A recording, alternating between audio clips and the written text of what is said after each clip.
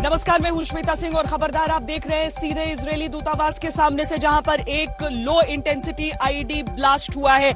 आपको हम सबसे पहले यहां की गहमा गहमी की तस्वीरें दिखा देते हैं, क्योंकि अभी तक जो इलाका घेरा हुआ था, जहां पर वो धमाका हुआ था, उसे खोल दिया गया है। यहां से जो सैंपलिंग टीम है वो यहां से अभी अभी रवाना हुई है, वो सारे सैंपल्स लेकर। और इसके साथ ही आपको अभी भी कुछ आला अधिकारी यहां पर नजर आ जाएंगे, लेकिन मेरे सहयोगी अरविंद ओझा ने अभी अभी बात की। अरविंद इधर आए जल्दी से। अरविंद ओझा ने अभी अभी जो एफएसएल की टीम यहां से निकल रही थी उनसे बातचीत की है। अरविंद, मुख्य बात क्या कहा? देखिए, अभी जो एविडेंस कलेक्ट हुआ है वो एविडेंस कलेक्ट करके वो लेकर उसको जाएंगे जहां इसी गाड़ी में, अगर आप देख पा रहे हैं, ठीक इसी गाड़ी में अभी अभी रखा गया है। और अरविंद ने एक्सक्लूसिव बातचीत। हाँ, अभी मैं उनसे बात की। उनका कहना है कि एविडेंस कलेक्ट किया है, उसको भेजेंगे प्रयोगशाला, वो जांच करेंगे। लेकिन दिल्ली पुलिस ने पहले इस बात का खुलासा कर दिया है कि आईडी है इम्प्रोवाइज एक्सप्लोसिव डिवाइस, जो लो इंटेंसिटी का है। लेकिन अगर आप पीछे दिखाएं अपने खुद जो कैमरा पर्सन मोहसिन है, तो खुद भी वहां अभी भी टीम मौजूद है, तो एविडेंस तो कलेक्ट किया ही जा रहा है। लेकिन फिर वही बात है कि छोटा धमाका जरूर है, लेकिन मैसेज बड़ा है, क्योंकि इजराइल एम्बेसी से 150 मीटर की दूरी पर और ब्राजील एम्बेसी से 70 मीटर की दूरी, यानी सीसीटीवी की जद से कोई नहीं इससे बच सकता। कोई सीसीटीवी की सारी तस्वीरें होंगी। और आपको साथ ही मैं बता दें कि इस बम के बारे में यह भी बताया गया। अरविंद, मैं वापस आपके पास आऊंगी और जानकारियां अरविंद इकट्ठा कर रहे हैं। तब तक मैं ये भी बता दूं आपको कि जो बम है उसे प्लांट नहीं किया गया था, बल्कि बम को ड्रॉप किया गया था। धमाके के बाद जिस तरह के वहां पर निशान है, उसे देखकर यह अंदाजा लगाया जा रहा है। तो खबरदार में आज हम खबरों के लेंस से क्या क्या आपको दिखाने वाले हैं, उस पर एक नजर हम जल्दी से डाल लेते हैं, क्योंकि हम यहां पर जो लो इंटेंसिटी का धमाका हुआ है उसकी तस्वीरें तो दिखाएंगे ही, लेकिन उसके साथ ही और तमाम चीजें भी हम आपको दिखाने वाले हैं। आज की सबसे बड़ी खबर, इजरायली दूतावास के बाहर हुआ आईईडी ब्लास्ट। शाम को 5:05 जब बीटिंग रिट्रीट शुरू ही हुआ था, उसी समय सिर्फ 2 किलोमीटर वहां से दूर उसमें ब्लास्ट हो गया। गणतंत्र दिवस के हाई अलर्ट के बावजूद दिल्ली के सबसे हाई प्रोफाइल इलाके में धमाका कैसे हुआ, वो भी उस दिन जब भारत और इजरायल के संबंधों के, कूटनीतिक संबंधों के शुरू होने के 29 साल पूरे हो रहे थे। इजरायल ने इसे आतंकी हमला कहा है, ये एक विश्लेषण की मांग करता है। आज आपको सिंघू बॉर्डर पर हुए 8 जबरदस्त एक्शन सीन दिखाएंगे। बॉर्डर पर हो रहे किसान आंदोलन के खिलाफ अब स्थानीय लोगों का आंदोलन शुरू हो गया है। टकराव देखने को मिल रहा है, स्थानीय लोगों में गुस्सा है, संयम के बॉर्डर को पार कर चुका है और दिल्ली के लोकल लोग किसानों के खिलाफ काफी वोकल हो गए हैं। वैसे मुजफ्फरनगर की महापंचायत पर आज सबकी नजर थी। हजारों की संख्या में पश्चिमी उत्तर प्रदेश के किसान यहां पर आए थे और यहां पर जुटे थे। आप ये कह सकते हैं कि आंदोलन को आगे चलाने का ईंधन इस महापंचायत से मिल रहा था। वहां क्या हुआ, इससे किसान आंदोलन को किस तरह का बूस्टर मिला है, ये भी देखिएगा। वैसे पिछले 36 घंटों में किसान आंदोलन ने कई उतार चढ़ाव देखे हैं। एक समय ऐसा लगा कि जब आंदोलन का तंबू उखड़ जाएगा और रातों रात लोगों को वहां से खाली करा लिया जाएगा, लेकिन बीच रास्ते में दुर्घटनाग्रस्त हुए किसान आंदोलन के प्राण नहीं निकले। राकेश टिकैत के आंसुओं ने आंदोलन को ऑक्सीजन दे दिया। अब टिकैत तो गाजीपुर बॉर्डर पर टिक गए हैं, लेकिन जनता के मन में जो अविश्वास और नाराजगी है, उसका क्या होगा, ये देखना होगा।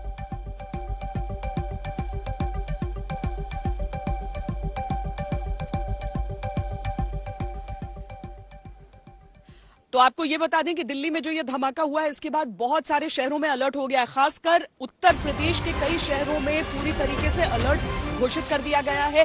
अयोध्या खास करके, वहां पर वैसे भी संवेदनशील इलाका है। राम जन्मभूमि, राम मंदिर का वहां पर निर्माण शुरू हो चुका है और अयोध्या शहर में पूरी तरीके से इस समय सुरक्षा व्यवस्था को दुरुस्त कर दिया गया है। तमाम एयरपोर्ट्स पर अलर्ट है, एयरपोर्ट्स पर सुरक्षा जो है वो बढ़ा दी गई है। मुंबई में इजरायली कॉन्सुलेट की सुरक्षा बढ़ा दी गई है, हरिद्वार की सुरक्षा बढ़ा दी गई है। भारत और इजरायल के बीच ब्लास्ट को लेकर बातचीत हुई है, एनएसए की भी बातचीत हुई है वहां के एनएसए से। और दिल्ली में यहां पर जहां पर इस समय हम खड़े हैं, यहां पर एनआईए की टीमें जो हैं वो यहां पर पहुंची थी इन्वेस्टिगेशन के लिए। एफएसएल की टीमें यहां पर पहुंची थी सैंपल्स को इकट्ठा करने के लिए। पूरी जो कार्रवाई है वो इस समय भी यहां पर चल रही है। हालांकि सैंपलिंग का काम पूरा हो चुका है, जो बॉक्सेस है वो यहां से ले जाए जा चुके हैं। इसके बारे में अभी हालांकि कोई खास तौर पर, साफ तौर पर ये बताने को तैयार नहीं है, क्योंकि एक बार पूरी जांच हो जाए उसके बाद वो बताएंगे। लेकिन फोरेंसिक टीम जब यहां से निकल रही थी अपनी सैंपल्स को इकट्ठा करके, तो मेरे सहयोगी अरविंद ओझा ने उनसे बातचीत की है, जल्दी से सुना देते हैं आपको। अभी जांच करके जो भी हमें एग्जिबिट मिला है हम लोगों ने हैंडओवर कर दिया है। अच्छा। ठीक है, और वो हमारे लेबोरेटरी में वो जमा कराएंगे और जो भी लेबोरेटरी में जांच होगा उसके बाद ही कुछ भी पता चल पाएगा। क्या फिर भी आपने जब देखा क्राइम सीन पर तो क्या आपने देखा, क्या पाया, किस तरह का it is too early to comment. अभी हम लोग कुछ भी कमेंट नहीं कर सकते अंटिल अनलेस कोई वहाँ पे एग्जामिन नहीं होगा तब तक। एक जानकारी मिली आईडी है लो इंटेंसिटी, नहीं हम कमेंट नहीं कर सकते प्लीज। बारूद नहीं, इस पे अभी देखिए जो भी वहाँ पे रेजिड्यू लिया जाता है, स्वैब लेते हैं हम लोग, उसको लेबोरेटरी में भेजते हैं और लेबोरेटरी का ये काम है कि वहाँ पे जो भी एग्जामिन होगा, ठीक है, एग्जामिन होने के बाद ही रिपोर्ट सबमिट होता है। तो अभी कमेंट नहीं कह सकता कि वो क्या है, ठीक, लो इंटेंसिटी है, हाई इंटेंसिटी है, उसका क्या इफेक्ट है, इम्पैक्ट है, वो सब कुछ उसके बाद ही पता चलेगा। लेबोरेटरी में जांच होगी उसके बाद पता चलेगा। तो यहाँ की जो तस्वीरें हम आपको दिखा रहे हैं वो तो दिखा ही रहे हैं। इसके साथ ही मैं अपने सहयोगी अरविंद ओझा से भी आपको बातचीत करके बताऊंगी। अरविंद, अगर आप यहाँ पर आए, चूंकि एफएसएल की टीम से जिस तरह की बातचीत हुई है, देखिए उनसे अभी स्पष्ट तौर पर उनकी तरफ से बातें नहीं निकल सकती हैं, क्योंकि अभी पूरी जांच होगी, उसके बाद ही वो आगे की चीजें बता सकते हैं। लेकिन ये क्या एक टाइट टाइमलाइन के साथ हम काम कर रहे हैं, क्योंकि एक दूसरे देश से संबंध रखता है मामला? जी बिल्कुल, देखिए आपको ये समझना होगा कि एक तो ये संवेदनशील इलाका है और इजरायली एम्बेसी से 150 मीटर दूर और बगल में ब्राजील एम्बेसी है। ये दिल्ली पुलिस स्पेशल सेल की यहाँ पर टीम पहुंची हुई है, एंटी टेरर स्क्वाड की टीम।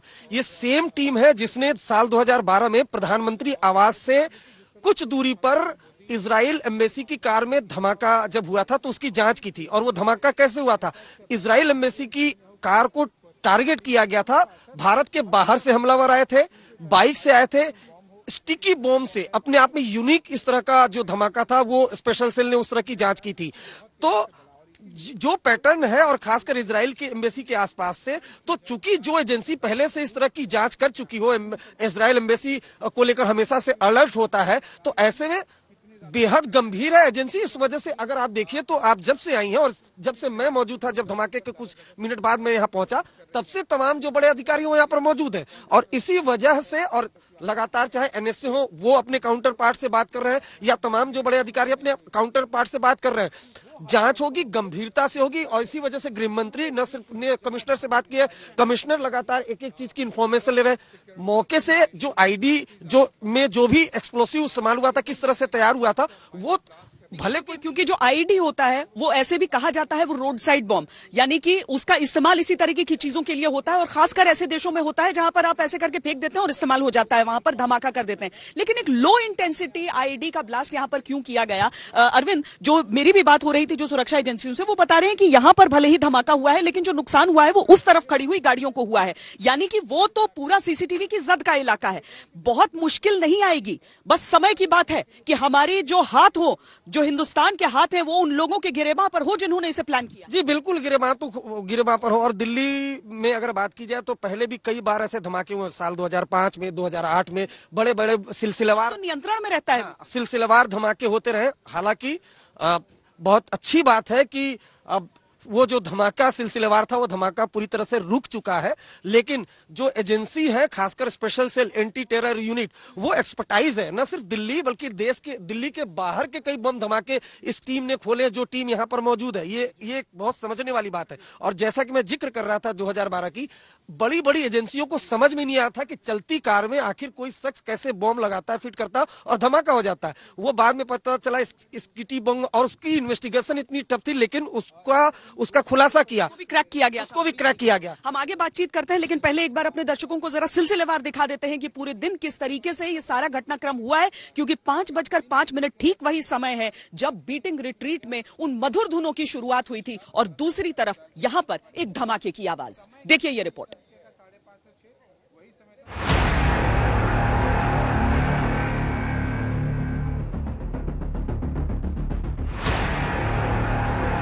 सिर्फ 2 किलोमीटर दूर बीटिंग द रिट्रीट के समारोह में देश के राष्ट्रपति से लेकर प्रधानमंत्री तक मौजूद थे। शाम 5:05 पर इजरायली दूतावास के पास एक ब्लास्ट हुआ। ये ब्लास्ट उस माहौल में हुआ जब अभी 3 दिनों पहले दिल्ली हिंसा में लहूलुहान हुई। ये ब्लास्ट उस दिन हुआ जब भारत और इजरायल के कूटनीतिक रिश्तों के 29 साल पूरे हुए।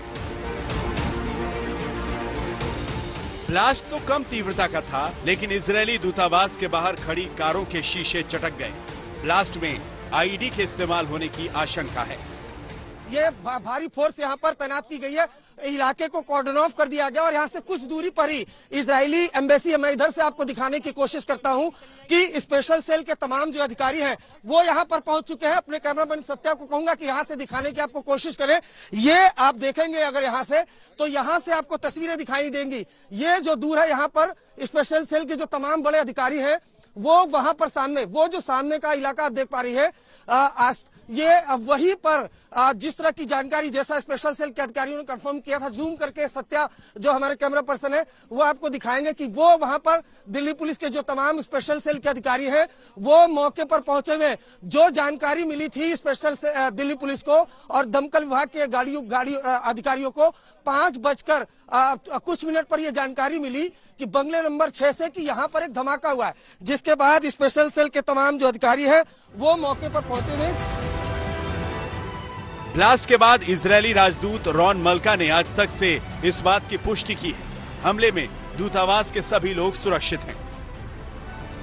इजरायली दूतावास की इमारत और सभी स्टाफ सुरक्षित हैं, लेकिन इजरायली दूतावास के 150 मीटर के भीतर हुए ब्लास्ट ने अपनी तीव्रता से कई गुना ज्यादा दहशत फैलाई है। आपको सैनिटाइज करना है पूरा इलाका, यानी कि आपको जो बॉम्ब डिस्पोजल स्क्वाड्स वगैरह यहां पर आए थे वो यही देखने के लिए कि कहीं ऐसा तो नहीं है कि कुछ और इलाकों में और ज्यादा खतरा हो सकता है। देखिए, सड़क के किनारे एक हिस्से में आप वो ब्लास्ट वाली जगह जरूर देख रहे हैं और उस पर आपको बहुत ज्यादा क्षति नहीं नजर आएगी, क्योंकि जो वहां पर गाड़ियां खड़ी थी उनमें क्षति दिखी है। लो इंटेंसिटी अगर ब्लास्ट होता है तो उसका असर आप कुछ इसी तरीके का देखते हैं। ऊपर जो सड़क के ऊपर जो खड़ी थी चीजें, उनके ऊपर तो असर पड़ा है, लेकिन कोई ऐसा गड्ढा आपको वहां पर नहीं दिख रहा है। दूसरी चीज, यानी कि सबसे पहले तो जो बॉम्ब डिस्पोजल स्क्वाड आकर उसने पूरा निरीक्षण किया है और देखा है कि अगर कोई संदिग्ध वस्तु है तो उसकी अच्छी तरीके से जांच पड़ताल हो। इजरायली एम्बेसी के भीतर भी पूरी तरीके से चप्पे चप्पे का ख्याल रखा गया है और देखा गया है कहीं भीतर भी तो किसी तरह का कोई थ्रेट नहीं है। यहां पर जो हाई प्रोफाइल इमारतें हैं, जो घर हैं, उन सब को भी पूरी तरीके से सैनिटाइज किया गया है, यानी ये पूरी सड़क जिस पर निरीक्षण रहा है। दूसरी चीज जो की गई है वो ये है कि यहां पर जांच का काम शुरू हो सके। जांच का काम के लिए यहां पर फोरेंसिक जो टीमें हैं जिनके अभी लैब में जाएंगे, वो सैंपल इकट्ठा करके यहां से ले जाया जा रहा है। उन सैंपल्स को देखा जाएगा कि उनमें किस चीज की मात्रा है, किस तरह का वो एक्सप्लोसिव था। ब्लास्ट के बाद पुलिस और सीआरपीएफ के अलावा बम निरोधक दस्ता और फोरेंसिक एक्सपर्ट्स के अलावा एनआईए की टीम भी मौके पर पहुंची है। केंद्रीय गृह मंत्री अमित शाह ने दिल्ली पुलिस कमिश्नर और आईबी के अधिकारियों से बात की है। ये दो चीजें एकदम साफ हो चुकी है। एक चीज की आईडी था, लो इंटेंसिटी का आईडी था। दूसरा ये कि कोई और आईडी रिकवर नहीं हुआ है, लेकिन अभी भी आप देख पा रहे हैं अधिकारी मौके पर मौजूद है। जो क्राइम सीन है उसको स्पॉट किया जा रहा है, उसका पिक्चर क्लिक किया जा रहा है, सीसीटीवी कैमरे खंगाले गए हैं। कुछ अधिकारी यहां से निकले हैं, दिल्ली पुलिस के कमिश्नर हैं, वो लगातार अपडेट दे रहे हैं। लेकिन जैसा कि मैं बार बार बता रहा हूं, बेहद संवेदनशील इलाका है और इजराइल की एम्बेसी से महज 150 मीटर की दूरी पर यह धमाका हुआ है। इस वजह से जो दिल्ली पुलिस है, जो सुरक्षा एजेंसियां हैं, वो इस पूरे मामले को बेहद गंभीरता से ले रही हैं। इजरायल के दूतावास के बाहर ब्लास्ट भले छोटा हो, लेकिन किसी बड़ी साजिश की आशंका से अभी इनकार नहीं किया जा सकता। 2012 में भी प्रधानमंत्री आवास के पास इजरायली दूतावास की कार में ब्लास्ट को निशाना बनाया गया था। उस हमले में भी नुकसान बड़ा नहीं हुआ था, लेकिन जांच में सामने आया था कि साजिश बड़ी थी। इसीलिए देश भर के सभी हवाई अड्डों, अहम ठिकानों, सरकारी इमारतों की सुरक्षा को अलर्ट पर रख दिया गया है। मुंबई में इजरायल के वाणिज्यिक दूतावास और यहूदी सेंटर खबाड हाउस की सुरक्षा बढ़ा दी गई है। यहाँ पीछे देख लीजिए आप, यहाँ पे मार्क्समैन और जो स्पेशलाइज्ड यूनिट्स है मुंबई पुलिस की, वो यहाँ पे खड़ी है। इसके अलावा डॉग स्क्वाड अपने जो स्निफर डॉग्स हैं उनको लेकर पूरा ऊपर गई थी और यूनिट 13th फ्लोर पे जो इजरायली काउंसिलेट का जो दफ्तर है वहाँ उसको पूरा सैनिटाइज किया गया। बॉम्ब डिस्पोजल स्क्वाड जो है वो भी यहाँ पर मौजूद है। दिल्ली में हुए इजरायली एम्बेसी के पास ब्लास्ट को देखते हुए पुलिस खबाड हाउस, जो कि मुंबई कोलाबा में स्थित है, वहां पर सुरक्षा के इंतजाम बढ़ा रही है। यहां पर अभी पुलिस के कुछ वरिष्ठ अफसर यहां पर पूछताछ करके गए हैं। खबाड हाउस के जो यहां पर लोग तैनात हैं उनसे बातचीत करके गए हैं। यहां पर एक आर्मर्ड वैन और कुछ पुलिसकर्मी हमेशा तैनात रहते हैं, उनसे बातचीत करके गए हैं। कुछ अन्य पुलिसकर्मी भी खबाड हाउस पर भेजे जा रहे हैं। इजरायली दूतावास पर ब्लास्ट के बाद विदेश मंत्री एस जयशंकर ने इजरायल के विदेश मंत्री गाबी अश्केनाजी से बात की और कहा कि हम ब्लास्ट को बेहद गंभीरता से ले रहे हैं। आज तक ब्यूरो। हम आपको इस समय ये भी बता दें कि यहां पर न सिर्फ एनआईए की टीम आई है जांच के लिए, उसके साथ ही जो एफएसएल की टीम है जो यहां से सारी सैंपल्स को लेकर गई हैं, बल्कि यहां पर एनएसजी की टीम के भी आने की बातें की जा रही हैं। हालांकि अब धीरे धीरे यहां पर जो पूरी कार्रवाई है उसे रैप अप किया जा रहा है। आप दोनों तरफ देखेंगे, आप इस तरफ भी इसे बैरिकेड किया गया है और उस तरफ से भी इसे कॉर्डन किया गया है, यानी दोनों इलाकों से बीच का जो हिस्सा जहां पर ये पूरा ये धमाका हुआ है उसके बाद से इस पूरे इलाके को कॉर्डन करके रखा गया है। और अब जो आला अधिकारी हैं वो अंतिम दौर की चर्चाओं में अपने यहां पर लगे हुए हैं। लेकिन ये इलाका कितना अहम है, इस इलाके को समझना भी बहुत जरूरी है। यहां पर एक तरफ तो जो इसके भीतर ही जो हिस्सा दिखा रहे हैं हम आपको, जहां पर सामने जो सुरक्षा की अंतिम गाड़ी आपको दिख रही है, वहां पर इजराइल की वो एम्बेसी है जिसे लेकर ये पूरा पसपेश है कि क्या इजराइल को लेकर यह हमला हुआ था। इजराइल ने अपनी तरफ से इसे आतंकी हमला करार भी दिया है और भारत के जो एनएसए हैं अजीत डोभाल, उन्होंने बातचीत भी की है इजराइल से इस मुद्दे पर। तो अभी देखिए, अभी भी यहां पर जो गाड़ियों के आने का सिलसिला है और यहां पर जो वरिष्ठ अधिकारी भीतर हैं, अब एक एक करके अब हम उम्मीद करते हैं कि सब यहां से निकलेंगे। अरविंद ओझा भी हमारे साथ हैं, लेकिन अरविंद हम आगे चर्चा करते रहे उससे पहले हम जरा अपने दर्शकों को बता देते हैं कि समूचा इलाका दिल्ली के अहम इलाकों से कितनी दूरी पर है। तो अगर विजय चौक का इलाका ले लेते हैं, जहां पर बीटिंग रिट्रीट का वो कार्यक्रम चल रहा था और लगभग शुरू ही हुआ था उस समय जब यह धमाका हुआ था, तो वहां से 1.5 से 2 किलोमीटर की दूरी है। राष्ट्रपति भवन, संसद भवन से करीब 2 से 2.5 किलोमीटर की दूरी है, जबकि राजपथ और इंडिया गेट से धमाके वाली जगह की दूरी 2 किलोमीटर है। प्रधानमंत्री आवास 7 लोक कल्याण मार्ग से करीब 3.5 किलोमीटर की दूरी है। लेकिन इसके बावजूद चूंकि अरविंद जो धमाका हुआ है वो इजरायली एम्बेसी, भले ही हम ब्राजील एम्बेसी भी बोल रहे हैं और इसमें ये बहुत हाई प्रोफाइल इलाका है, लेकिन चूंकि इजरायली एम्बेसी है यहाँ पर, इसीलिए सीधे तौर पर जो समझ में आता है वो ये कि क्या ये इजराइल पर निशाना साधने की कोशिश की थी और भारत इजराइल मैत्री पर निशाना साधने की कोशिश। अगर आप भारत में जो आतंकवादी हमले देखेंगी, चाहे जैसे 2012 का हमने जिक्र किया, ये तो फिर भी मौलाना आजाद रोड है, लेकिन जैसा किया 2012 में प्रधानमंत्री आवास के बाहर धमाका हुआ था। उसके अलावा मुंबई में आप धमाके देखिए। जब से मैं क्राइम रिपोर्टिंग कर रहा हूँ, जब भी अलर्ट आता है 26 जनवरी के दिन, उसमें इजराइल एम्बेसी या फिर इजरायली लोगों पर हमले का अलर्ट जरूर आता है। इस वजह से शायद यही वजह है कि जो सुरक्षा एजेंसियां हैं, जब ये धमाका हुआ और ये पता चला कि 150 मीटर दूरी के फासले पर धमाका हुआ, इसलिए सुरक्षा एजेंसियां गंभीर है। इस वजह से स्पेशल सेल के ऑफिसर अभी तक यहाँ मौजूद हैं, जबकि जो फॉरेंसिक एक्सपर्ट हैं वो यहाँ से जा चुके हैं, फॉरेंसिक टीम यहाँ से जा चुकी है, सैंपल कलेक्ट। कूटनीति की भी हो जाती है। तो ये जो हम अब्दुल कलाम रोड पर इस समय मौजूद हैं और यहाँ की जो हम अलग अलग आपको इमारतें बता रहे हैं, तो उसके साथ आप ये भी समझिए कि जिम्मेदारियां कितनी बढ़ जाती हैं। आपको सिर्फ जांच नहीं करनी है, आपको यहाँ की सुरक्षा मुहैया करानी है। आपको यहाँ के पूरे इलाके में एक एक इलाके की गहन जांच करके ये देखना है कि क्या कहीं पर और तो कुछ नहीं हो सकता। हालांकि अरविंद ने कुछ देर पहले ये पुष्टि भी कर दी थी सुरक्षा एजेंसियों की तरफ से, ये बात कह दी गई थी कि कुछ नहीं है। इसके अलावा एक आईडी थी लो इंटेंसिटी की, जिससे एक और चीज ये चीज जो आप बता चुके थे, इसके साथ ही कि दिल्ली में इससे पहले कई बार हमने सीरियल ब्लास्ट देखे हैं। तो क्या उस समय भी इस आशंका पर काम किया जा रहा था कि दिल्ली के संवेदनशील इलाकों को कम से कम चेक कर लिया जाए कि कहीं कुछ ऐसा तो नहीं?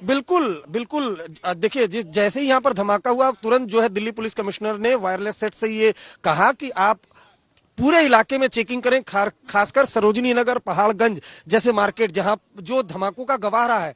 सरोजनी नगर में भी बॉम्ब ब्लास्ट हो चुका है, पहाड़गंज में भी बॉम्ब ब्लास्ट हो चुका है, यहाँ तक कि कनॉट प्लेस में भी बॉम्ब ब्लास्ट हो चुका है। और तो और 2012 में जिसका जिक्र मैं बार बार कह रहा हूं, क्योंकि वहां पर भी इजराइल की एम्बेसी की जो कार थी उसको स्टिकी बॉम्ब से निशाना बनाया गया था, और यहाँ पर भी जो ब्लास्ट है वो इजराइल एम्बेसी से 150 मीटर दूर है। इस वजह से ज्यादा, चाहे काउंटर पार्ट हो एनएसए अजीत डोभाल, उन्होंने अपने काउंटर से बात की। इजराइल ने तो सीधा कह दिया बिना जांच के पहले ही कि ये आतंकवादी धमाका है। इजराइल ने क्या कहा है हम जल्दी से ये दिखा देते हैं, और अभिषेक भल्ला भी हमारे साथ जुड़ गए हैं। हम उन्हें अपने उसमें आईईडी एक्सपर्ट भी कहते हैं, क्योंकि उनके पास धमाकों के बारे में और किस तरह के एक्सप्लोसिव्स यूज होते हैं उसके बारे में जानकारी रहती है। लेकिन अभिषेक, आपसे बात करूं उससे पहले मैं जल्दी से अपने दर्शकों को पढ़ के बता देती हूं कि इजराइल ने अपनी तरफ से क्या कहा था। देखिए, इजरायली दूतावास के नजदीक धमाका हुआ है आज ही के दिन वर्ष 1992 में दोनों देशों के बीच कूटनीतिक रिश्तों की शुरुआत हुई थी। आज इस रिश्ते को 29 वर्ष पूरे हुए हैं, जिसको लेकर आज इजरायली दूतावास ने ट्वीट किया था। दोनों देशों के कूटनीतिक रिश्तों से जुड़ा एक वीडियो पोस्ट किया था।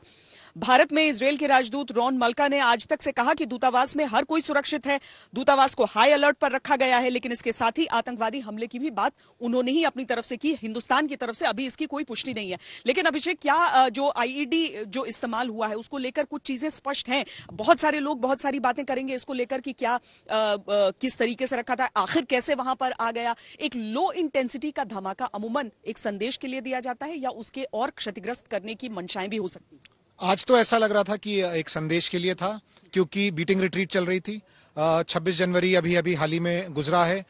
तो जो दिल्ली पुलिस ने कहा है कि एक सेंसेशन क्रिएट करने के लिए ये शायद किया गया है, काफी हद तक सच लग रहा है, क्योंकि इसकी इंटेंसिटी तमाम अधिकारी भी अब यहां से लौटने का सिलसिला भी क्रम भी चल रहा है आप हमारे पीछे देख सकते हैं। इंटेंसिटी उस तरह की नहीं थी जिससे बहुत ज्यादा नुकसान हुआ है, ये हमने देखा है। लेकिन क्योंकि एक आईडी यूज हुआ है तो जाहिर सी बात है जांच के दायरे में टेरर एंगल भी जरूर आएगा। अभी तक अभिषेक कुछ ये पता चला है कि क्या इसे जैसे पहले से प्लान किया गया, क्या टाइमर था, क्या इसको किसी रिमोट के जरिए ऑपरेट किया, ये चीजें, या इसके लिए अभी हम वेट करें? देखिए, पुलिस की तरफ से तो अभी ये डिटेल्स नहीं आई है, लेकिन क्योंकि आईडी था तो एक चार्जर तो चाहिए ट्रिगर करने के लिए बॉम्ब को। तो इन ऑल प्रोबेबिलिटी या तो कोई रिमोट कंट्रोल डिवाइस रही होगी या कोई और इस तरह की डिवाइस रही होगी जिससे चार्ज हुआ, स्पार्क हुआ और फिर ट्रिगर हुआ बॉम्ब। इसीलिए ये कहा जा रहा है कि ये लो इंटेंसिटी आईडी था। एक्सप्लोसिव्स किस तरह से, कौन से थे, इसकी अभी तक कोई जानकारी पुलिस ने नहीं दी है। कुछ टाइमलाइन बताया कुछ कि कब तक फोरेंसिक्स की कुछ डिटेल्स आ चुकी होंगी? हम उम्मीद करें कि क्योंकि एक दूसरे देश को इन्वॉल्व कर रहे हैं हम यहाँ पर, इसीलिए जल्दी देने का भी दबाव होगा। जी हाँ, और शायद यही कारण है कि कुछ स्पेकुलेट नहीं कर रही है पुलिस या और भी अधिकारी, क्योंकि यहाँ पे एक दूसरे देश के दूतावास पर हमला हुआ है। बहुत ही ज्यादा संवेदनशील चीज है। 2012 में भी ऐसा हुआ था। उस वक्त जांच से पता चला था कि ये काफी बड़ी टेरर कॉन्स्पिरेसी थी जिसमें ईरान के भी कुछ तत्व थे जो इन्वॉल्व रहे थे। तो इसलिए अभी ये बहुत इनिशियल इन्वेस्टिगेशन है, लेकिन शायद पुलिस के पास जब पुख्ता चीजें होंगी तो एक ऑफिशियल स्टेटमेंट जरूर आएगा, क्योंकि ये सारी जानकारी इजरायल को भी देनी होगी। क्योंकि इजरायल के ऊपर इस तरह का कोई दबाव नहीं है, इसलिए उन्होंने अपनी तरफ से ज्यादा जल्दी कह दिया कि और इजरायल कभी भी बहुत रुकता नहीं है इन चीजों को एक्सेप्ट करने से, और इसीलिए उसकी तरफ से ये बयान आ गया। उसकी तरफ से ये बयान आ गया है कि ये एक टेरर अटैक है, और शायद कारण यही है कि एक भारत की जांच क्या उसी एंगल पे चल रही है या नहीं, भले ही वो माने ही चाहे नहीं माने? नहीं, जांच तो उस तरफ बिल्कुल चलेगी। इसीलिए एनआईए की टीम यहाँ थी, इसीलिए स्पेशल सेल की टीम यहाँ थी, और भी एजेंसीज बहुत जो है क्लोज नजर रखे हुए हैं। तो टेरर एंगल ऑब्वियसली प्रोब हो रहा है, लेकिन वो कहते हैं कि जो है जंप नहीं किया है गन, और इन मामलों में थोड़ा संवेदनशील होकर और बहुत एहतियात और संयम के साथ ही चलना जरूरी होता है। ये आतंक फैलाने के मकसद से ही इसे किया गया था। और जानकारी दे रहे हैं मेरे सहयोगी मुनीश पांडे। बताएं मुनीश। देखिए, शुरुआती जांच में जो पुलिस का कहना है कि वो सभी पहलुओं पर जांच कर रहे हैं, लेकिन उनके मुताबिक शुरुआती जांच में ऐसा लग रहा है कि हो सकता है कि ये आतंक फैलाने के लिए किया गया हो। जो लोकेशन है वो जहाँ पर ये ब्लास्ट हुआ है वो इजराइल एम्बेसी के पास में है। उसके अलावा जो रिट्रीट सेरेमनी थी वो भी नजदीक में हो रही थी। तो ऐसे में कहीं ना कहीं ये अंदेशा जताया जा रहा है कि जिसकी भी साजिश थी वो आतंक फैलाना चाहता था। इसके अलावा जो पुलिस की टीम है उनको पास में ही एक कैन मिला है जिसमें कि बॉल बेयरिंग्स मिली है, जिसका इस्तेमाल इस आईडी ब्लास्ट को बनाने के लिए किया गया था। और जब धमाका हुआ 5:05 पर, तो इसी के जो छर्रे थे वो गाड़ियों के शीशे पर टकराए, जिसके बाद में वो टूट गए। इसके अलावा जो फोरेंसिक की टीम है उन्होंने जितने भी वहां से जो पदार्थ मिले हैं, जो ब्लास्ट में इस्तेमाल पदार्थ मिले हैं, उन सबको एनालिसिस के लिए एक फोरेंसिक लैब में भेज दिया गया है। और उसकी रिपोर्ट के बाद ही ये तय हो पाएगा कि आखिरकार कैसे इस आईडी जो एक्सप्लोजिव है उसको बनाया गया था। और अभी भी पुलिस का ये कहना है कि वो जांच करके पता लगाने की कोशिश कर रहे हैं कि क्या इसके पीछे किसी संगठन की साजिश है या किसी एक इंसान की साजिश है जिसका मकसद आतंक फैलाना था। बहुत शुक्रिया, बहुत शुक्रिया मुनीष पांडे इस पूरी जानकारी के लिए। तो मुनीष पांडे हमें बता रहे हैं कि क्या कहा गया है, यानी कि आतंक शब्द का तो इस्तेमाल कर लिया गया है ये बताने के लिए कि आतंक फैलाने के इरादे से इसे अंजाम दिया गया था। अब आपको बता दें कि अब अंतिम चहल पहल के तौर पर आप यहां पर देख सकते हैं अभिषेक, मुनीष पांडे ये जानकारी दे रहे हैं कि बॉल बेयरिंग्स का इस्तेमाल इसमें किया गया था और ये जो एफएसएल की टीम लेकर गई है उसमें ये चीज भी शामिल है। ऐसे में इस बॉम्ब के बारे में क्या समझ आ रहा है? एफएसएल की टीम हमने यहाँ देखी थी कुछ टाइम पहले जब यहाँ से निकली थी, तो बॉल बेयरिंग्स यूज हुई हैं, ये बात सही है।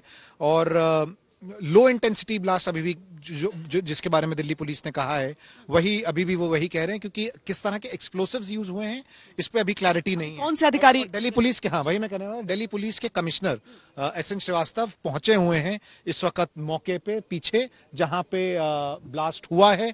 पहले वो इस तरफ से आए थे, लेकिन शायद हम लोग की भीड़ देख के उन्होंने डिसाइड किया दूसरा रास्ता लिया है। तो देखिए वहां पर पहुंचने के लिए जो दूसरा रास्ता है वो भी हम आपको दिखा देते हैं कि दरअसल वो वाला जो हिस्सा है उस ओर से जहां पर आप दूसरा कॉर्डन देख रहे हैं, जहां पर बैरिकेड्स लगे हुए देख रहे हैं, वहां से भी एंट्री मुमकिन है। हालांकि इस सड़क को दोनों तरफ से बंद किया गया है और इसीलिए जो दिल्ली पुलिस के कमिश्नर पहुंचे हैं, तो जो अभी तक जहां पर धमाका हुआ था अभिषेक, उस इलाके को तो घेरा हुआ था, लेकिन वहां से चूंकि सैंपल्स फाइनल कलेक्ट किए जा चुके हैं जितने भी एक्सप्लोसिव्स का हिस्सा था, तो अब उस इलाके में अब दूसरी तरह से हम उसकी घेराबंदी देख रहे हैं और अब सारा अपडेट उन्हें दिया जाएगा कि अभी तक क्या क्या हुआ। बिल्कुल, और इससे ज्यादा क्लियर पिक्चर नहीं मिल सकती है जो मोहसिन हमें दिखा रहे हैं इस वक्त ब्लास्ट साइट की। एकदम क्लियरली नजर आ रहा है। हम पहले बैरिकेड पे हैं और जो दूसरा बैरिकेड है जहां पे पुलिसकर्मी इस वक्त खड़े हुए हैं वही ब्लास्ट सीन है। और forensic experts, bomb data analysis के एक्सपर्ट्स, एनआईए के एक्सपर्ट्स सब मौके पे थे। दिल्ली पुलिस के चीफ खुद भी अब मौके पे पहुंचे हैं और इस वक्त हम यही कह सकते हैं कि उनको एक पूरा लोडाउन मिल रहा है जो क्योंकि चुनौतियां बहुत हैं दिल्ली पुलिस के सामने इस समय, चुनौतियां बहुत हैं। जो सुरक्षा बल हैं हमारे, जो सीएपीएफ है, उनके सामने चुनौतियां बहुत हैं, क्योंकि एक तरफ दिल्ली की सीमाओं पर किसान आंदोलन चल रहा है, दूसरी तरफ दिल्ली के ऐसे संवेदनशील इलाके में इस तरह का धमाका हुआ है। एक बड़ी खबर इस समय हम आपको दे देते हैं, बेंजामिन नेतन्याहू का बयान आया है। बेंजामिन नेतन्याहू की तरफ से कहा गया है कि उन्हें भारत पर पूरा भरोसा है, उन्हें भारत पर पूरा भरोसा है कि भारत जो इजरायली रहते हैं यहां पर उनकी सुरक्षा के लिए और इजरायली दूतावास की सुरक्षा के लिए कोई कोर कसर नहीं छोड़ेगा। बेंजामिन नेतन्याहू की तरफ से यह भरोसा जताया गया है। हालांकि आज 29वीं सालगिरह है भारत और इजरायल के बीच जो कूटनीतिक संबंध स्थापित हुए थे उसकी, और इस लिहाज से यह देखा जा रहा है कि कहीं यहां पर जो धमाका करने वाले हैं, कहीं यहां पर जो इस तरह का हमला करने वाले हैं वो लोग तो नहीं है जो भारत और इजरायल की मैत्री को पसंद नहीं करते हैं और उसके जरिए एक संदेश देने की कोशिश कर रहे हैं। आज बीटिंग रिट्रीट का दिन, देखिए आप चहल पहल वहां की पूरी देख सकते हैं। दिल्ली पुलिस के कमिश्नर यहां पर पहुंचे हुए हैं और यहां पर पूरा जायजा ले रहे हैं। यहां जो कुछ हुआ है अभी तक, यानी 5:05 पर जब पहला यहां पर धमाका हुआ, उसके बाद ये कॉल गई, पहले अग्निशमन केंद्र में गई, यहां पर फायर ब्रिगेड की गाड़ियां आई और उसके बाद जैसे जैसे ये समझ में आया कि मुमकिन है कि एक आतंकी हमला हो सकता है, उस हिसाब से उसे स्केल अप किया गया। यहां पर एनआईए की टीम आई और फौरन यहां पर एफएसएल की टीमों को भेजा गया ताकि जो एक्सप्लोसिव्स हैं उनका सारा जो सारी चीजें हैं वहां से इकट्ठा की जाए। जैसे ही कमिश्नर यहां पर पहुंच रहे थे, हालांकि आखिरी लम्हे पर उन्होंने यहां से गाड़ी घुमाई, लेकिन अरविंद ओझा वहीं पर थे। जल्दी से ये खबर देख लीजिए। एसएन श्रीवास्तव खुद अब इस वक्त यहाँ पर मौके पर पहुंचे हुए, आप देख पा रहे हैं यहाँ पर जिस तरीके से ये धमाका हुआ है इजरायल एम्बेसी से 150 मीटर की दूरी पर। उसके बाद खुद दिल्ली पुलिस कमिश्नर वो मौके पर पहुंचे हुए हैं जानकारी लेने के लिए। हालांकि स्पेशल सेल के तमाम अधिकारी वो यहाँ पर मौजूद पहले से ही हैं, लेकिन अब देख पा रहे हैं जो दिल्ली पुलिस के कमिश्नर हैं एसएन श्रीवास्तव यहाँ पर आए हैं। बहुत मुमकिन है कि वो दूसरी तरफ से दूसरे रास्ते से वो मौका वारदात पर जाएंगे। और देखिए यहां पर इसके हर एक पहलू को समझने की आवश्यकता है। यहां पर हम अगर बम धमाकों की बात कर रहे हैं, गौरव सावंत भी मेरे सहयोगी यहां पर मौजूद हैं। गौरव, जो कूटनीतिक रिश्ते भारत और इजरायल के बीच हैं, आज जो ये इस तरह का आघात है, इजरायल की तरफ से साफ साफ ये कह दिया गया कि जो हमला है वो आतंकी हमला है। भारत की तरफ से अभी शब्दों को नापा जा रहा है, तोला जा रहा है, लेकिन इस बात में कोई किसी को संशय नहीं है, भले ही अभी आधिकारिक बयान न रहे, लेकिन क्या संशय है कि ये आतंकी हमला हो सकता है? ये आतंकी हमला है ऐसा सूत्र तो कह रहे हैं, क्योंकि इनकी मंशा आतंक फैलाने की थी।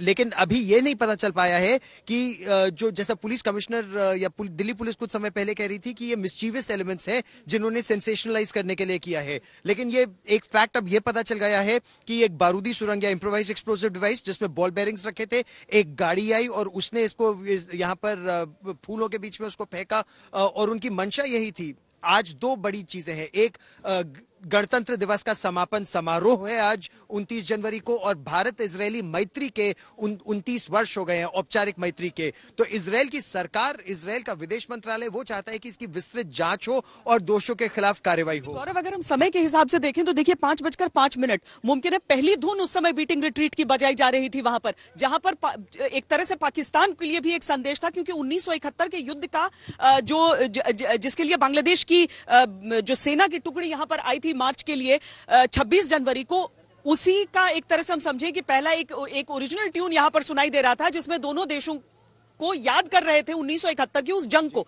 तो उस चीज से क्या हम समझें कि ये जो आतंकी हमला किया गया है, जो हमला यहां पर किया गया है, जिसे भारत अभी आतंक का नाम स्पष्ट तौर पर नहीं दे रहा है, लेकिन हाँ इस चीज के बारे में बात हो रही है, क्या हम समझें कि उस हिसाब से भी हम इसे जोड़कर देख सकते हैं, या सिर्फ हम 150 मीटर की दूरी पर इजरायल से ही जोड़कर देख सकते हैं? देखिए, इजरायल से जोड़कर तो इस हम इसलिए देख रहे हैं क्योंकि आपको यह भी याद होगा कि 23 जनवरी को एक इंटेलिजेंस अलर्ट था कि 26 जनवरी के आसपास इजरायली दूतावास को निशाना बनाया जा सकता है, और यह कहा गया था कि कई दूतावासों को निशाना बनाया जा सकता है। ये 23 को इंटेलिजेंस अलर्ट था। नाम इस्लामिक स्टेट और दैश का भी लिया जा रहा था, और इसमें बहुत साफ तौर पर यह जानने की आवश्यकता है कि इजरायली दूतावास को, और जैसा आप ये रिपोर्ट भी कर रही हैं श्वेता, कि सन 2012 में इसी सड़क पर आगे, उस समय औरंगजेब रोड नाम था इसका, और डिफेंस अटैचे की पत्नी इनोवा गाड़ी में जब अपने बच्चों को लेने अमेरिकी दूतावास जा रही थी, अमेरिकी स्कूल जा रही थी, तो एक मैग्नेटिक बॉम्ब से उनकी गाड़ी को निशाना बनाया गया था।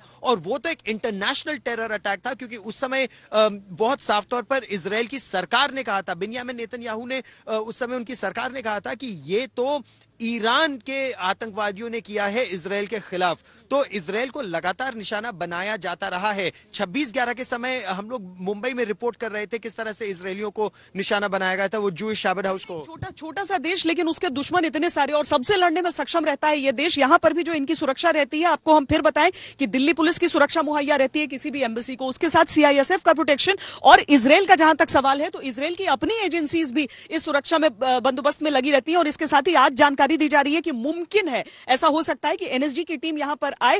अब वो सुरक्षा के लिए होगा, जांच में और सहयोग के लिए अतिरिक्त होगा, क्योंकि उनकी बॉम्ब की टीम को के भी यहां पे आने की बात हो रही थी। लेकिन इस समय दिल्ली पुलिस के कमिश्नर यहां पर मौजूद हैं और उनको ही पूरी ब्रीफिंग दी जा रही है गौरव, क्योंकि दूसरे देश का मसला होने के नाते किसी भी तरह की कोई कोताही नहीं है।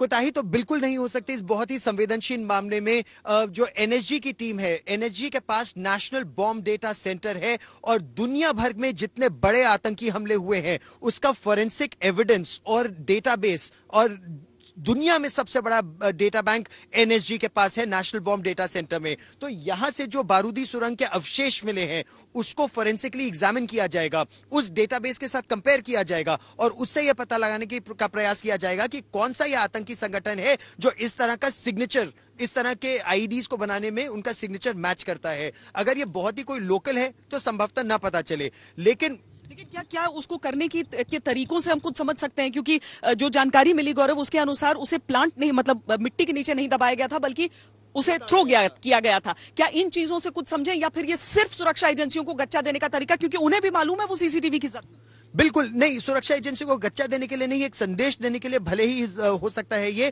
लेकिन वो पकड़े भी जाएंगे, क्योंकि जैसा आपने बिल्कुल सही कहा कि CCTV के जद में है वो लोग। तो यहाँ का CCTV कैमरा इजरायली एम्बेसी का, आगे की सड़कों का, और जिस दिशा में वो गाड़ी, ब्राजील की एम्बेसी, बिल्कुल, तो उन सब से कुछ ना कुछ एविडेंस निकलेगी, और वो एविडेंस इस समय खंगाली भी जा रही है। इस समय हम दो तस्वीरें भी दिखा रहे हैं। हम 2012 में जो हमला हुआ था, जो स्टिकी बॉम्ब एपिसोड हुआ था, उसकी भी हम जानकारी दे रहे हैं।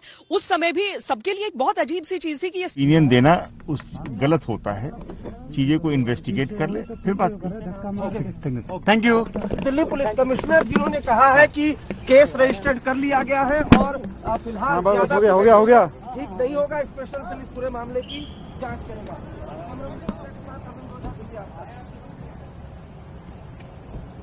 तो ये दिल्ली पुलिस के कमिश्नर एसएन श्रीवास्तव ने ये कह दिया है कि केस रजिस्टर कर लिया गया है और दरअसल पूरी जो कार्रवाई होती है उसका ही एक हिस्सा रहता है, एक औपचारिकता रहती है, जिस औपचारिकता के बारे में कम से कम उन्होंने कहा है। लेकिन अभी तक हिंदुस्तान की तरफ से कम कोई भी जल्दबाजी, कोई हड़बड़ी नहीं की जा रही है इस मामले को एक आतंकी हमला करार देने में।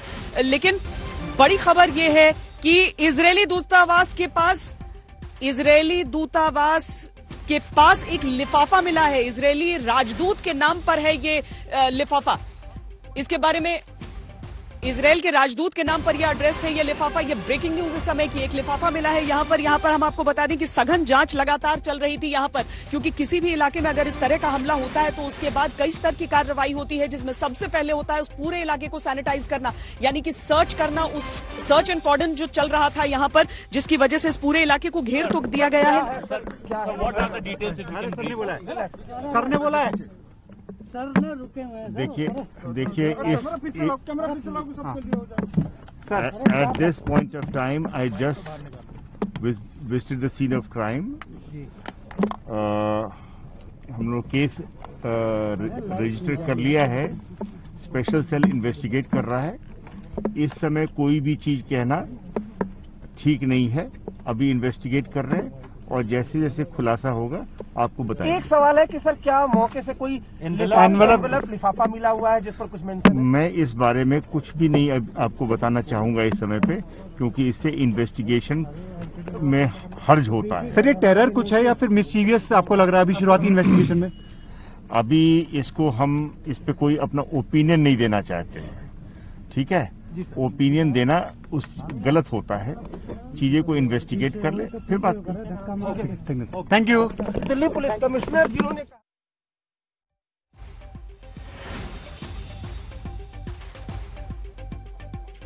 तो दिल्ली पुलिस के कमिश्नर की ये बात सुन रहे थे आप, जो अरविंद ओझा हमारे सहयोगी उनसे बातचीत कर रहे हैं। उन्होंने दूसरी तरफ से एंट्री का प्रयोग किया, लेकिन वहां पर हमने उनसे बातचीत की है और उन्होंने कहा है कि जब तक जांच न हो उसके बारे में हम बहुत ज्यादा कयास नहीं लगाना चाहते हैं, क्योंकि इस समय सिर्फ कयास ही होंगे। हालांकि जो जानकारियां हम आपको दे रहे हैं वो ये कि यहाँ पर जो धमाका हुआ था आज शाम 5:05 में, उसके बाद जो एफएसएल ने यहाँ से सामान निकाले हैं, जो सैंपल्स को निकाला है, उसमें बॉल बेयरिंग्स है, उसका हिस्सा है। बॉल बेयरिंग के जरिए उस आईडी डिवाइस को बनाया गया था। उसे एक बार फिर हम आपकी जानकारी के लिए बता दें कि यहां पर सड़क के इस किनारे पर ये जो पहला पेड़ आप देख रहे हैं उसके साथ लगता हुआ जो हिस्सा है, वहां पर जमीन पर आपको हल्की सी वो निशान दिखते हैं, जिससे समझ में आता है कि यहीं पर यह धमाका हुआ था। धमाका इस तरफ हुआ और जो दूसरी तरफ जहां पर इस समय पुलिस बल आपको खड़ी हुई नजर आ रही है, वहां पर तीन गाड़ियां थी जिनमें जो धमाके की वजह से उसमें नुकसान हुआ था। उन सभी गाड़ियों को वहां से हटा लिया गया है, लेकिन जो सैंपल्स हैं यहाँ पे, जो एक्सप्लोसिव सैंपल्स हैं यहाँ पर, उन सबको कलेक्ट कर लिया गया। और इस समय शम्स ताहिर खान हमारे साथ आ गए। शम्स अगर आप आए यहाँ पर, शम्स ताहिर खान भी यहाँ पर आ गए। देखिए, आज तक पर हम हर एक पहलू की पड़ताल करके उसका पता लगाने की कोशिश करते हैं। कमिश्नर ने अपनी तरफ से ये तो कह दिया कि हम जल्दी बाजी, हम कोई कयास नहीं लगाना चाहते हैं, लेकिन यहाँ की स्थिति देखकर शम्स, चूंकि अधिकतर लोगों ने और मैंने भी जो बॉम्ब ब्लास्ट को पढ़ने का, अगर आप जिस तरीके से आप एक्सप्लेन करते हैं मैं आपसे चाहूंगी, क्योंकि अगर हम सड़क पर बहुत ज्यादा असर नहीं और ऊपर की गाड़ियों पर ज्यादा असर देख रहे हैं, तो क्या कहता है इस धमाके? देखिए, दो चीजें हैं इसमें। एक, बीटिंग रिट्रीट यहाँ से 2 किलोमीटर की दूरी पर पूरे आसपास के एम्बेसी के एरिया से लेके वहां तक पूरी सुरक्षा थी आज, तो आज ज्यादा यहाँ पे अवेयरनेस भी था। लेकिन जिस तरीके से ये बॉम्ब रखा गया तो उसमें सिंपल सी एक चीज थी, पैनिक फैलाने की कोशिश ज्यादा थी। जिस तरीके से अभी कमिश्नर ने कहा भी, एसएन श्रीवास्तव यहाँ इस तरफ से आया लेकिन फिर वापस पीछे चले गए। स्पेशल सेल जो टेररिस्ट एक्टिविटीज को देखती है उसको ये मामला दिया गया। आपको याद होगा 2012 में सेम इजरायली एम्बेसी के बाहर एक ऐसी धमाका हुआ था, लेकिन वो भी धमाका ऐसे ही था। तो इजराइल एम्बेसी को जिस तरीके से टारगेट किया जाता है उसको खासतौर पर पैनिक फैलाने के लिए ज्यादा होता है। लेकिन यहाँ पे दूसरी चीज और होता है, चाहे इजरायली के नागरिकों के ऊपर कोई हमला हो, उनके संस्थान पे हमला हो, अगर उन्हें लगता है ये टेररिस्ट अटैक है तो इजराइल कभी भूलता नहीं है। आपको उनकी एजेंसी मोसाद याद है, वो दुनिया में घूम घूम कर बदला लेती है। लेकिन आज जिस तरीके से जो टाइमिंग है, 5 बजे बीटिंग रिट्रीट शुरू होता है और ठीक 5 मिनट के बाद लगभग 1.25 किलोमीटर का ये फासला है, उसके बाद ये अटैक होता है। लेकिन जिस तरीके का हमला है उसको हम ये कहें कि सिर्फ कुछ गाड़ियों का शीशे टूटे, कोई ऐसा नुकसान नहीं हुआ, तो उससे ये मैसेज है कि जो भी इसके पीछे है उसको सिर्फ और सिर्फ एक मैसेज देना कि हम कहीं आ सकते हो। जिस तरीके से अभी इन्वेलप की बात हुई जिसमें मेंशन है इजराइल एम्बेसी, लेकिन उस इन्वेलप के अंदर एक्चुअली ये एनवेलप कहाँ पर, क्या उनके पोस्ट, क्योंकि वो तो पोस्ट आने का एक तरीका होता है ना, तो इससे अलग कोई तरीके से अभी तक जो है जो इन्होंने बताया है वो ये है कि इनको एम्बेसी के नाम पे वो आया, तो पोस्ट के थ्रू आया, किसी उसने नहीं दिया है, लेकिन उसके अंदर क्या मजमून है, क्या कुछ लिखा हुआ है, ये अभी थोड़ी देर के बाद ये पता तो चल गया दिल्ली पुलिस को, लेकिन स्पेशल सेल अभी चूंकि इस मामले की तफ्तीश करेगी तो ये पता चलेगा। लेकिन कुल मिला के जो दिल्ली पुलिस के जितने टॉप ऑफिशियल उनका यही कहना है कि शम्स क्या स्पेशल सेल के पास है या एनआईए की टीम जो कि यहाँ पर आकर सैंपल कलेक्शन में हिस्सा थी उसके पास? पहला ज्यूरिसडिक्शन स्पेशल सेल, चूंकि टेररिस्ट जो भी सारी चीजें होती है उन्हीं के पास जाती हैं। अब ये चूंकि एक दूतावास का मामला है तो ये गवर्नमेंट डिसाइड करेगी कि क्या हम इसको एनआईए को दें या स्पेशल सेल के पास रहने दें। तो ये मुझे लगता है कि रात तक या सुबह तक क्लियर हो जाएगा, लेकिन अभी फिलहाल स्पेशल सेल भी मौजूद है यहाँ पर और एनआईए की टीम भी आकर गई है, तो इसलिए दोनों ही। लेकिन अब आखिरी में कौन जांच करेगा ये थोड़ी देर के बाद। और यहाँ पर देखिए अब अधिकारियों का वापस जाना भी शुरू हो चुका है। अब लगभग यहाँ पर बहुत कम लोग बचे हैं क्योंकि जो सैंपल्स हैं वो कलेक्ट हो चुके। खबरदार में अब बिजनेस से जुड़ी कुछ खबरें आपको दिखा देते हैं। प्रधानमंत्री ने नारा दिया था कि लोकल के लिए हम वोकल हो जाएं। अब उसे आम लोगों का भी समर्थन बहुत मिला है और सब उम्मीद कर रहे हैं कि इस बार बजट में भी इस क्षेत्र में समर्थन मिलेगा।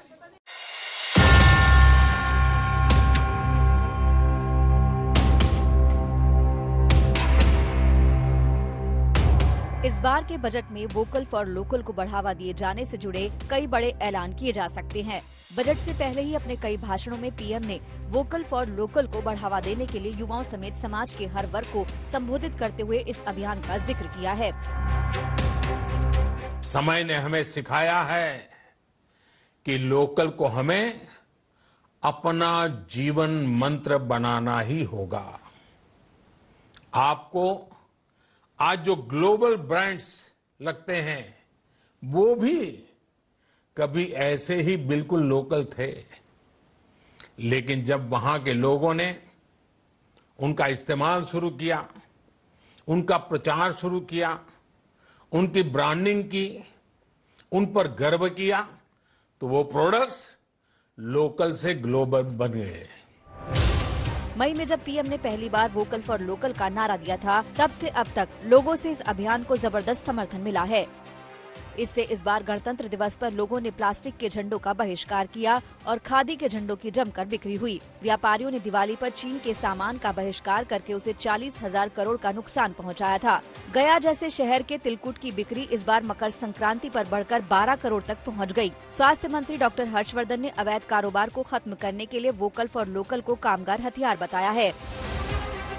इस तरह की ढेरों मिसालें हैं जो इस अभियान की ताकत का एक छोटा सा नमूना भर है, लेकिन ये सफलता अभी तक लोगों की मदद से मिली है। अब इसे आगे बढ़ाने का सारा दारोमदार बजट पर है। जानकारों का मानना है कि अगर सरकार स्थानीय उत्पादों को बढ़ावा देने के लिए कोई ठोस नीति लाती है तो फिर इनकी ग्रोथ देश की विकास दर को बढ़ाने का माध्यम बन जाएगी। ये सरकार आत्मनिर्भर भारत की तरफ बढ़ रही है, तो ऐसी स्थिति में हमारी जो स्थानीय चीजें हैं वह इस प्रकार से उनको प्रोत्साहित करें ताकि लोग भी उनका अधिकतम उपयोग करें और प्रयोग करें, जिससे क्या होगा कि हमारे यहाँ के जो विभिन्न चीज़ों के निर्माता हैं वह भी रुचिपूर्वक उन कार्यों में लगेंगे और जब उनकी डिमांड बढ़ेगी तो उनके यहाँ काम करने वालों की भी डिमांड बढ़ेगी। तो उससे क्या होगा कि एक तो रोजगार जनरेट होगा। कारोबारियों की भी डिमांड है कि जीएसटी का बोझ कम करके उन्हें रियायत देने पर सरकार इस बजट में विचार कर सकती है। ब्यूटी पार्लर या क्लिनिक या स्पा के अंदर भी कोई एंट्री नहीं थी, तो ये पूरा एक जिसको हम कह सकते हैं हमारे लिए सरवाइव करना मुश्किल हो गया था। लेकिन अब क्योंकि हम लोग एक नए फेज के अंदर एंटर कर रहे हैं तो उसमें हम लोग ये जरूर चाहेंगे कि नेक्स्ट बजट के अंदर गवर्नमेंट हमारे को जीएसटी में या इनकम टैक्स के अंदर कुछ ऐसे रिबेट्स दें, कुछ ऐसे हमारे को फैसिलिटीज़ दें जिससे कि हम अपने बिजनेस को सर्वाइव करवाने के साथ साथ इसको एक पटरी पर ला पाएं।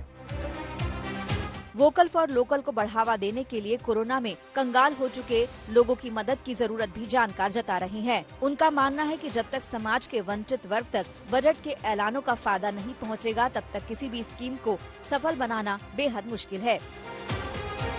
सबसे पहले लोगों की इनकम कम हुई है, इसलिए इनकम टैक्स स्लैब को रिड्यूस किया जाए जिससे थोड़ा ईज ऑफ लिविंग लगे। सेकेंडली, कोरोना वैक्सीन आ गई, दैट्स अ वेलकम स्टेप, लेकिन अब ये देखा जाना चाहिए कि वो नीचे उन लोगों तक पहुंचे जो अफोर्ड नहीं कर सकते। इस पीरियड में हमने देखा कि अगर किसी को भी कोरोना हुआ तो वो फाइनेंशियली, मेंटली, फिजिकली उसने और उसके पूरे घर ने सफर किया।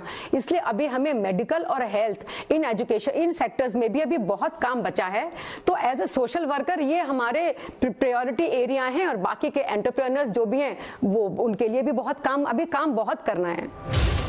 दरअसल कोरोना ने सबसे ज्यादा नुकसान स्थानीय कारोबार से जुड़े लोगों का ही किया है। उनमें चाहे भदोही के कालीन हो या फिर मुरादाबाद का पीतल का सामान, इन्हें बनाने वाले कारीगरों का हौसला बढ़ाए बगैर ना इनकी देश में बिक्री बढ़ेगी, ना ही निर्यात में इजाफा होगा। ऐसे में देखना यही है कि कैसे सरकार इस बजट में वोकल फॉर लोकल को नारे से निकालकर कारोबार बढ़ाने की जमीनी हकीकत के तौर पर तब्दील करती है। आज तक ब्यूरो।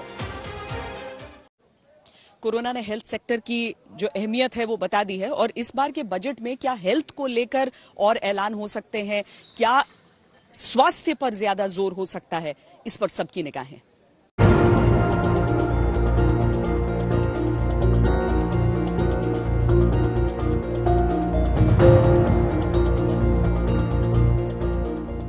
कोरोना काल का असर इस बार के बजट पर पूरी तरह दिखाई देने का अनुमान है। कोरोना की जंग में भारत की स्वास्थ्य सेवाओं ने काफी हद तक बदलाव किया है और इनमें अब कई बदलाव होने की जरूरत भी है। दरअसल हेल्थ स्पेंडिंग इंडेक्स में भारत 158 देशों में से 155वें नंबर पर है। भारत स्वास्थ्य में अपने कुल बजट का 4% से भी कम हिस्सा खर्च करता है। इस मामले में पाकिस्तान, नेपाल और बांग्लादेश तो भारत से आगे हैं ही। दुनिया का दूसरे सबसे नंबर का गरीब देश बुरुंडी भी अपनी जीडीपी के करीब 12% के बराबर स्वास्थ्य पर खर्च करता है। अब कोरोना काल में भारत की अर्थव्यवस्था के खस्ता हाल होने की सबसे बड़ी वजह दुनिया के सबसे सख्त लॉकडाउन में से एक का लागू होना है। भारत को कड़ा लॉकडाउन लगाकर कोरोना से लड़ने लायक हेल्थ इंफ्रास्ट्रक्चर तैयार करने में वक्त लग गया। इसकी वजह ये जीडीपी का बेहद कम अनुपात हेल्थ पर खर्च करना रहा। WHO के हिसाब से स्वास्थ्य पर जीडीपी के 15% के बराबर खर्च होना चाहिए। जिन 158 देशों में सर्वे किया गया था उनमें केवल 26 देश ही स्वास्थ्य पर कुल बजट का 15% खर्च करते हैं। अब पीएम की अर्थशास्त्रियों के साथ बैठक में उनको ये सुझाव मिला है कि भारत को स्वास्थ्य पर खर्च बढ़ाने की जरूरत है। जानकारों का मानना है कि भारत की आबादी को देखते हुए काफी बड़ी आबादी को बेसिक हेल्थ सुविधाएं तक मैसर नहीं है। ऐसे में हेल्थ केयर पर इस बार के बजट का फोकस रहना बेहद जरूरी है। पब्लिक हेल्थ केयर सिस्टम में सुधार किया जा सके, इसके लिए medical colleges, hospital, super speciality hospital के लिए खास बजट होना चाहिए और पीपीपी मॉडल के कंसेप्ट को ज्यादा से ज्यादा इंकरेज करना चाहिए। नेशनल हेल्थ प्रोफाइल 2019 के मुताबिक भारत में प्रति 1000 लोगों पर अस्पतालों में महज 0.55 बिस्तर है। WHO के मुताबिक प्रति 1000 की आबादी पर 5 बिस्तर होने चाहिए। हेल्थ के अलावा अर्थशास्त्रियों ने शिक्षा पर भी खर्च बढ़ाने का सुझाव दिया है। कोरोना के चलते मार्च से ही स्कूल कॉलेज बंद पड़े हैं और लगातार ऑनलाइन तरीके से पढ़ाई चल रही है। सुविधाओं के अभाव में गरीब तबके की इस ऑनलाइन शिक्षा तक पहुँच बेहद मुश्किल है। भारत में जीडीपी का 4.6% ही शिक्षा पर खर्च होता है। नीति आयोग के मुताबिक देश में एजुकेशन की क्वालिटी बढ़ाने के लिए शिक्षा पर खर्च बढ़ाकर 6% किया जाना चाहिए।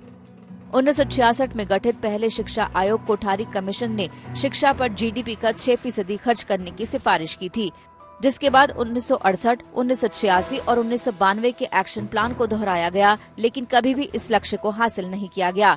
आज देश जीडीपी का महज 4.43% शिक्षा पर खर्च कर रहा है।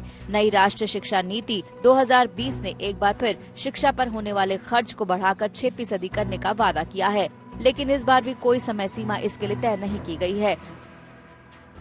कुछ शिक्षाविद शिक्षा पर 6% बजट आवंटन को भी कम ही मानते हैं और इसे 10% करने की मांग कर रहे हैं। सरकार ने शिक्षा के प्रति 6% जीडीपी एलोकेशन की ओर संकेत किया है, पर हमें उम्मीद है कि यह धीरे धीरे बढ़कर 10% हो जाएगा, जिससे हमें शिक्षा क्षेत्र के R&D इंफ्रास्ट्रक्चर को मजबूत बनाने में मदद होगी। एजुकेशन के अंदर रिसर्च का होना बहुत जरूरी है। तो जो रिसर्च के ऊपर स्पेंडिंग है गवर्नमेंट को वो उसके लिए अलग से एलोकेशन करना चाहिए, ताकि हम जो नई टेक्नोलॉजी है उसको भारत में लेके आ सकें, और जो छोटे बच्चे हैं स्पेशली एलिमेंट्री एजुकेशन तक के, उनके घर घर तक कोने कोने तक पहुंचा सकें। इस कोविड टाइम में जो सबसे बड़ी परेशानी हुई वो ये हुई कि जो गवर्नमेंट स्कूल का बच्चा था या जो बच्चा गवर्नमेंट या स्टेट रन स्कूल्स में जाता था उस तक एजुकेशनल टेक्नोलॉजी का फायदा नहीं पहुंच पाया, तो उसके ऊपर भी बहुत खर्चा होना चाहिए। भारत में स्कूली शिक्षा और उच्च शिक्षा में प्रशिक्षित शिक्षकों की कमी, बेसिक इंफ्रास्ट्रक्चर की खस्ता हालत, स्कूलों और कॉलेजेस की कमी और गरीब छात्रों को मिलने वाली स्कॉलरशिप में कटौती जैसी समस्याओं का ही सामना करना पड़ रहा है। उम्मीद है कि आत्मनिर्भर भारत की तरफ से कदम बढ़ाने के लिए भारत सबसे पहले अपने इन 2 कमजोर क्षेत्रों को जरूर मजबूत बनाएगा, जिससे देश की तरक्की की रफ्तार तेज होगी और कोरोना जैसी महामारियों से लड़ना आसान होगा। ब्यूरो रिपोर्ट, आज तक।